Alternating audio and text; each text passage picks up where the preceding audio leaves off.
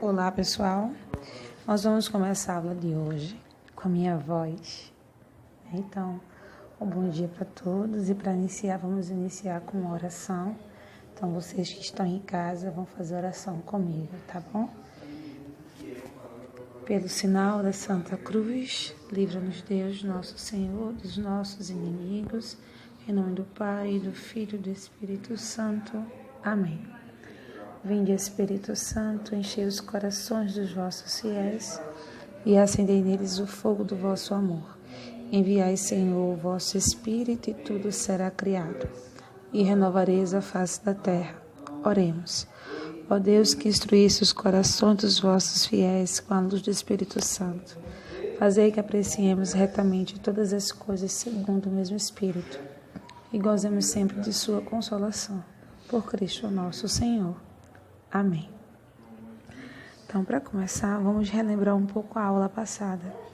Na aula passada eu falei do credo, do símbolo niceno-constantinopolitano, misturado também com o nosso símbolo dos apóstolos, né? Que o símbolo dos apóstolos é aquele credo que todos conhecem, que crê em Deus Pai Todo-Poderoso, Criador do céu e da terra, e em Jesus Cristo, seu único Filho, nosso Senhor, que foi concebido pelo poder do Espírito Santo, nasceu da Virgem Maria, padeceu sob Pôncio Pilatos, foi crucificado, morto, sepultado, desceu à mansão dos mortos, ressuscitou ao terceiro dia, subiu aos céus, está sentado à direita de Deus Pai Todo-Poderoso, de onde há de vir a julgar os vivos e os mortos. O niceno-constantinopolitano é um pouquinho mais diferente, e foi esse que eu entreguei o papel a cada um de vocês, não é isso? Falei do niceno-constantinopolitano e do símbolo dos apóstolos. Para lembrar, né? Vamos lá para a primeira parte. Creio em um só Deus Pai, Todo-Poderoso. Nossa fé profetiza a crença em um só Deus. Não existe Deus Sol ou Deus Lua, e sim um único Deus. Criador do céu e da terra, que criou o céu e a terra. Esse Deus Criador, Ele criou o céu e a terra, de todas as coisas visíveis, que no caso as coisas visíveis é o mundo. O mundo não é eterno, ele teve início e foi criado por Deus no princípio dos tempos. Deus fez um mundo perfeito que deve ser cultivado e desenvolvido pelos trabalhos do homem. E o homem é a criatura magnífica da Terra, o que significa que na Terra nem mesmo o próprio planeta está acima do homem. O homem, a ele, Deus entregou o mundo para ser cuidado pelo homem. Então o homem é o procriador, ele cuida da criação de Deus.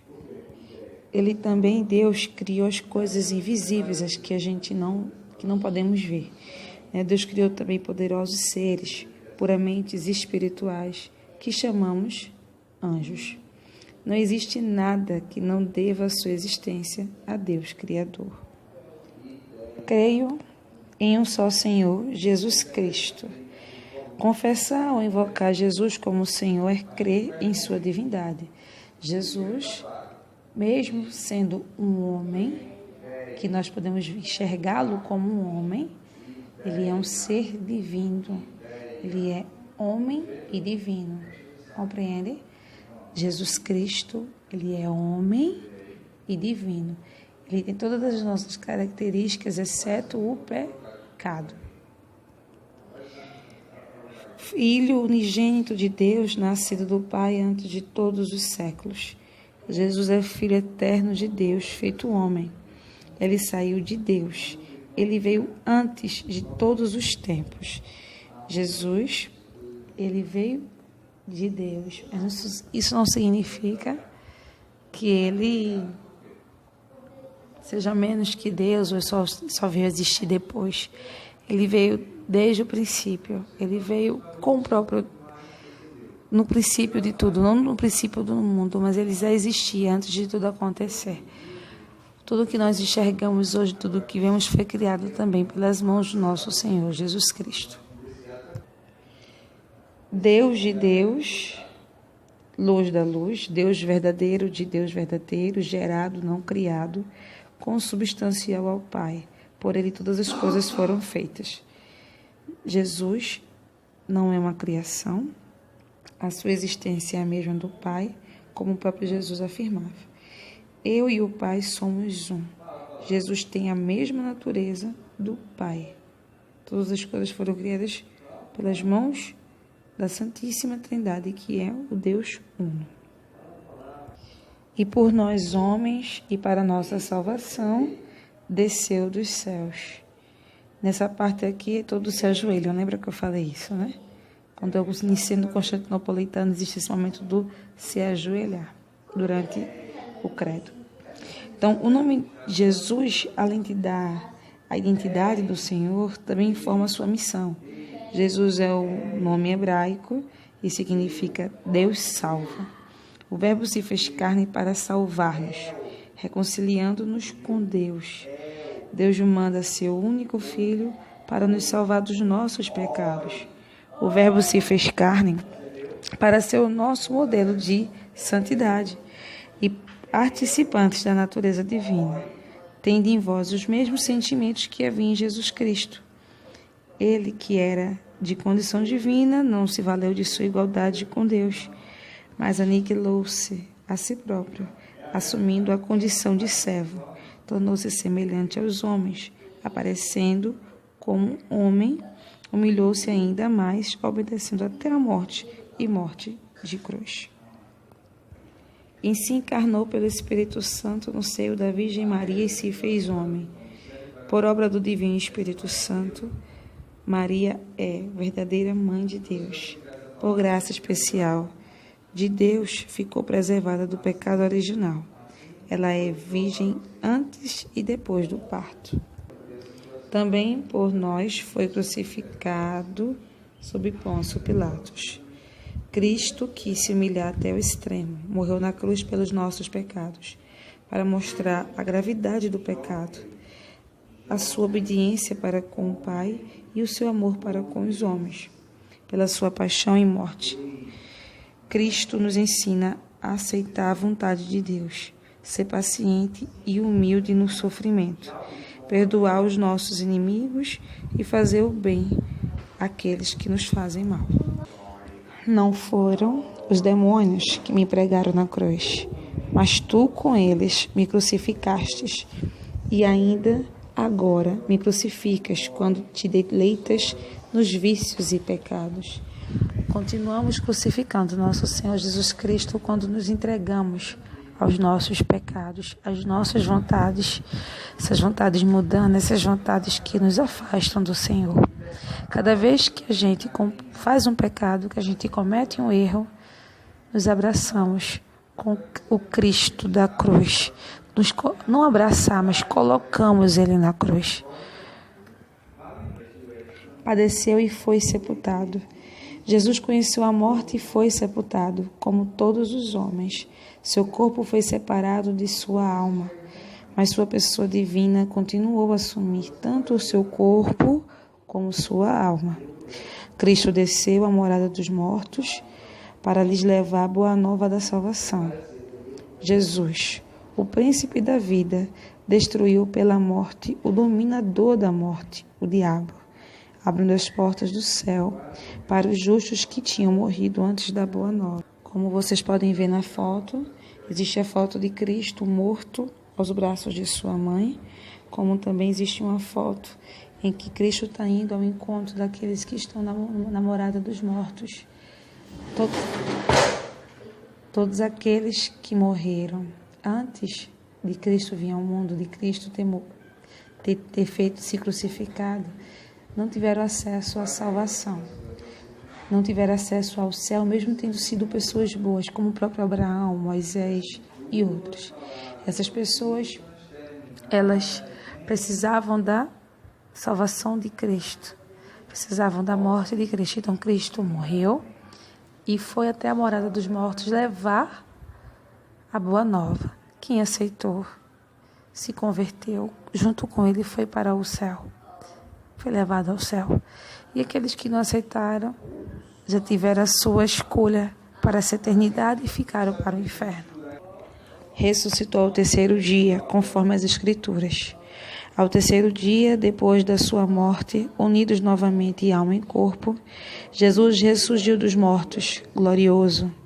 A ressurreição dos mortos prova que Cristo é realmente Filho de Deus. Ela também é a garantia de nossa ressurreição futura. Com a ressurreição de Cristo, fica claro, todos nós vamos ressuscitar. Como eu tinha dito, ressuscitar não é o mesmo que voltar a viver como Jesus fez algumas pessoas enquanto ele estava aqui na terra. Algumas pessoas, como Lázaro, voltou até a vida, né? Mas Lázaro não continua entre nós aqui no mundo. Pelo contrário, Lázaro já morreu. Então, aquelas pessoas que tiveram retorno, que conseguiram viver novamente, não é a mesma coisa de ressuscitar. Ressuscitar é viver a vida eterna junto com o nosso Deus. Entendeu? Namorada eterna, namorada celestial. E é onde está o nosso Senhor Jesus Cristo. Subiu aos céus, onde está sentado à direita do Pai. Jesus subiu ao céu e está sentado à direita do Pai. Significa que Cristo intercede sem cessar por nós como mediador, para que nós, membros do seu corpo, vivamos na esperança de estarmos um dia eternamente com Ele. E de novo adivinha em sua glória, para julgar os vivos e os mortos, e o seu reino não terá fim. No dia do juízo, no fim do mundo, Cristo virá na sua glória para completar o triunfo definitivo do bem sobre o mal. Ao vir no fim dos tempos para julgar os vivos e os mortos, Ele retribuirá a cada um segundo suas obras e segundo tiver acolhido ou rejeitado sua graça. Assim como o triunfo do bem sobre o mal, todas as coisas deste mundo estarão submetidas ao reino de Cristo. Que significa, Ele vai voltar. E quando voltar, vai voltar como um juiz. E como justo que é, separará os bodes das ovelhas. Aqueles que serviram a Ele e aqueles que não serviram a Ele. É nesse momento que a gente aproveita agora, no momento em que estamos vivendo, para olhar para si, para olhar para o nosso umbigo, para cada um de nós e parar para perceber o que estamos fazendo na nossa vida. Se a nossa vida é uma vida para Deus, uma vida para nós, onde só fazemos o que queremos e o que nos cabe, o que vai nos dar prazer, né? Então, existirá um julgamento, não sabemos quando vai ser, pode ser daqui a uns 3 segundos, pode ser hoje, pode ser amanhã, pode estar acontecendo. E como é que está a nossa vida? Como estamos vivendo? Estamos vivendo de acordo com o que Deus quer? Sabemos amar ao próximo? Sabemos amar a Deus? Vamos pensar nisso. Creio no Espírito Santo, o Senhor que dá a vida e procede do Pai e do Filho. E com o Pai e o Filho é adorado e glorificado. O Espírito Santo é a terceira pessoa da Santíssima Trindade. É Deus verdadeiro, igual em tudo, Pai e ao Filho.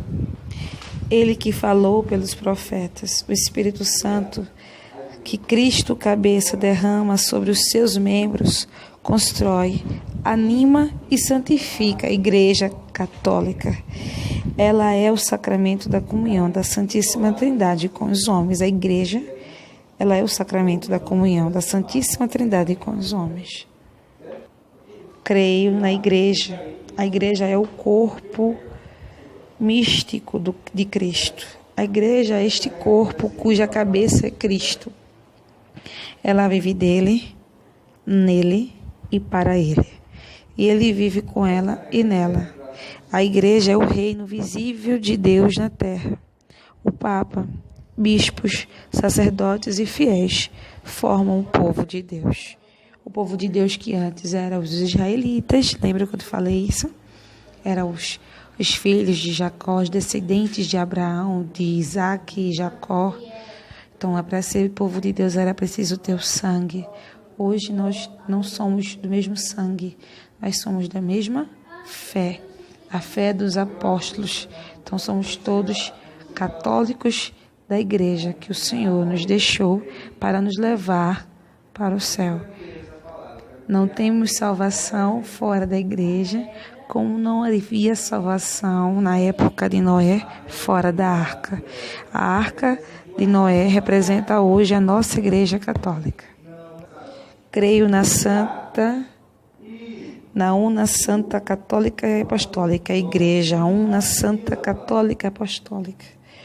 O que significa ser una?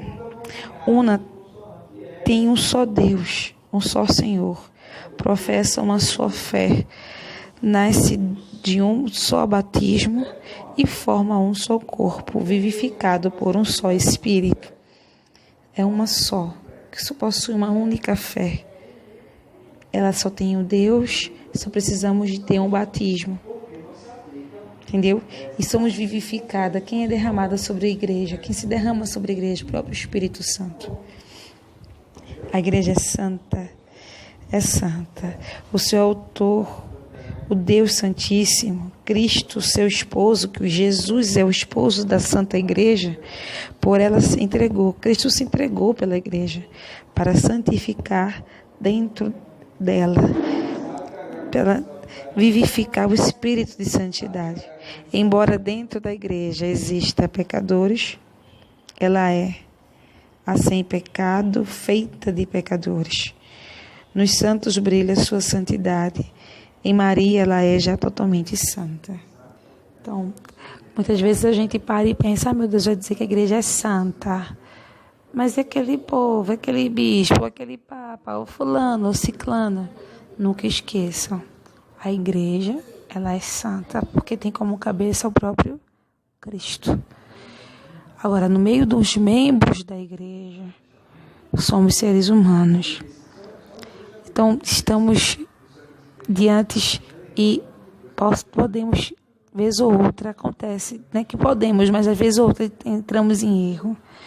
Então, eu, você, todos nós fazemos parte da igreja e nós reconhecemos que somos pecadores.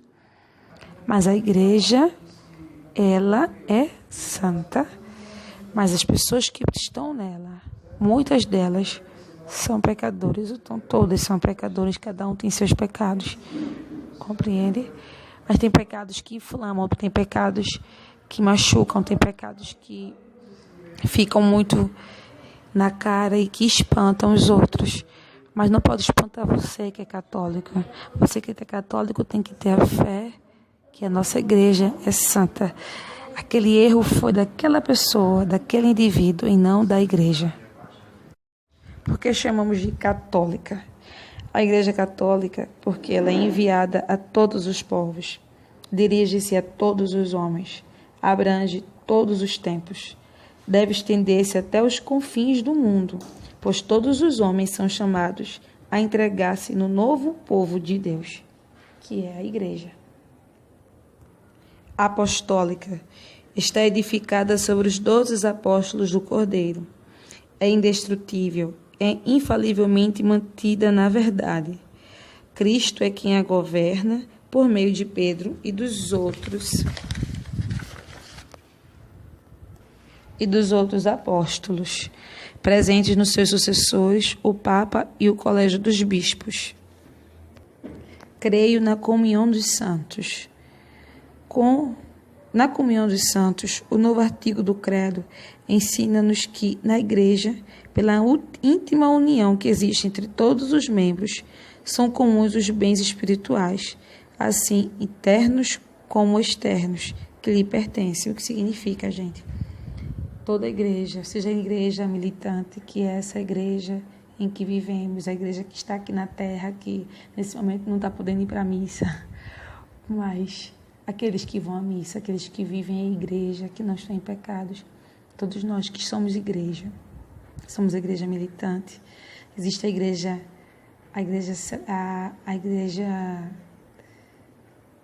igreja triunfante, que é a igreja, aqueles onde estão os santos, todos aqueles que viverem em harmonia com o nosso Senhor Jesus Cristo, e hoje são chamados de santos, hoje já vivem diante do nosso Senhor Deus, nosso Senhor Deus. E também temos a igreja em que estão aqueles que já morreram, mas estão pagando pelos seus pecados, que é o povo que está no purgatório. Esses que estão no purgatório não são aqueles que estavam em pecado e morreram em pecado, mas aqueles que morreram, que se arrependeram dos seus pecados, que souberam se confessar, são aqueles que estão no purgatório. Então, estão passando por um momento de sofrimento. Então, aí está as 3 faces da igreja. A igreja que está aqui na terra, a igreja que já está no céu e a igreja que está no purgatório, que são aqueles que morreram, mas que estão passando por um momento de sofrimento para se lavar do pecado. E esses, gente, precisam de nós. Eles já não podem fazer mais nada por eles. Só quem pode fazer somos nós, através da oração. Cada um com seus parentes que já morreram. Cada um de vocês tem a obrigação de rezar por eles e pedir a Deus por cada um deles. Então, todos esses, toda essa igreja completa, do céu, na terra e os que já morreram, todos são igreja, todos esses, eles têm a comunhão, eles fazem a mesma comunhão, a comunhão das graças, essas graças espirituais, compreende? Todos nós temos direito. É isso que fala a igreja quando fala, creio na comunhão dos santos, são essas graças que temos direito. Creio na remissão dos pecados. O 10º artigo do Credo ensina-nos que Jesus Cristo deixou à sua igreja o poder de perdoar os pecados. Então, nós temos o dever de, quando estamos em pecado, procurar se arrepender, procurar um sacerdote para fazer nossa confissão, para sair do pecado. Continuando em pecado, somos filhos mortos de Deus. Somos membros mortos da igreja. Estamos vivendo como mortos, se estamos em pecado, mortais. Aqueles que têm seus pecados, aqueles pecados leves, né, que não são pecados mortais.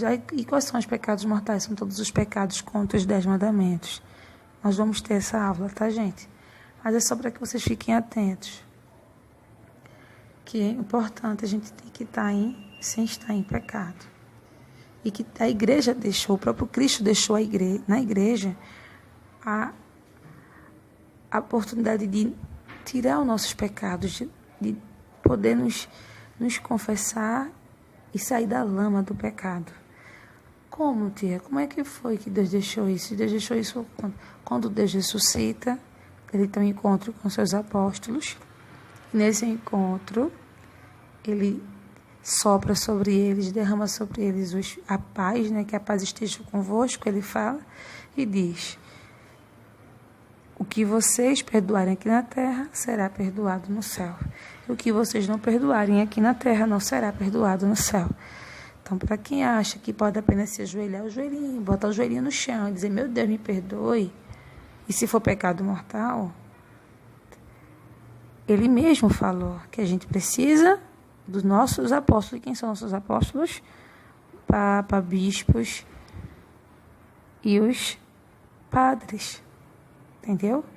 Deixou para eles essa ordem de perdoar os nossos pecados. Mas esse perdão só acontece se nós procuramos e se nós primeiramente nos arrependemos. Professo um só batismo para a remissão dos pecados.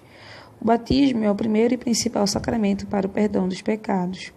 Une-nos a Cristo, morto e ressuscitado, e dá-nos o Espírito Santo. Espera a ressurreição dos mortos.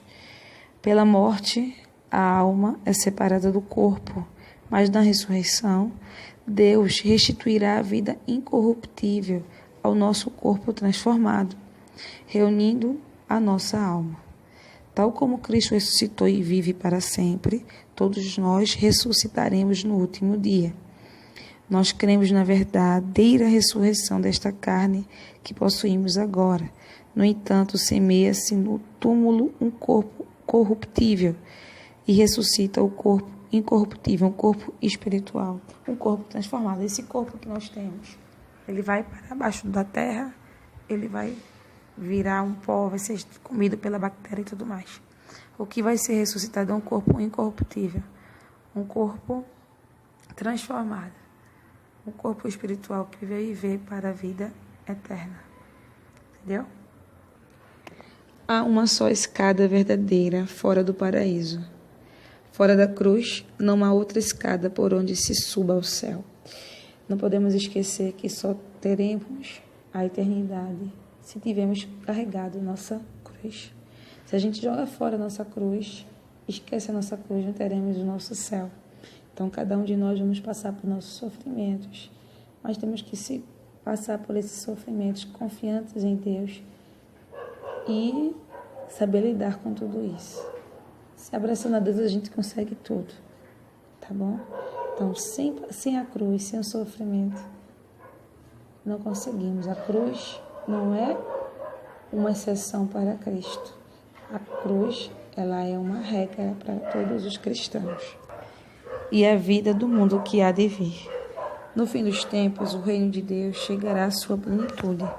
Então, os justos reinarão com Cristo para sempre, glorificados em corpo e alma. O próprio universo material será transformado. Deus será então tudo em todos. Na vida eterna, ensina-nos que depois da vida presente, há outra, ou eternamente feliz para os eleitos no paraíso, ou eternamente desgraçada para os condenados no inferno. O que acontece? Existe a vida eterna, mas também existe a morte eterna. Existe a vida eterna maravilhosa para aqueles que viveram em comunhão com nosso Senhor Jesus Cristo. Aqueles que vivem uma vida desgarrada, uma vida de meus desejos, minhas vontades, e o que eu gosto, e é o que eu quero, e é o que eu penso, e é do meu jeito. Esquece da vontade de Deus. Esses não terão a vida eterna com nosso Senhor. Eles terão essa vida que não vai ser vida, vai ser morte eterna no inferno. Amém. Amém em hebraico é uma palavra em hebraico. Amém está ligada à mesma raiz que a palavra crer. Raiz que exprime solidez, confiança e fidelidade. Assim, compreende porque aqui o amém se pode dizer tanto da fidelidade de Deus para conosco, como da nossa confiança nele. E também conhecemos o amém como assim seja.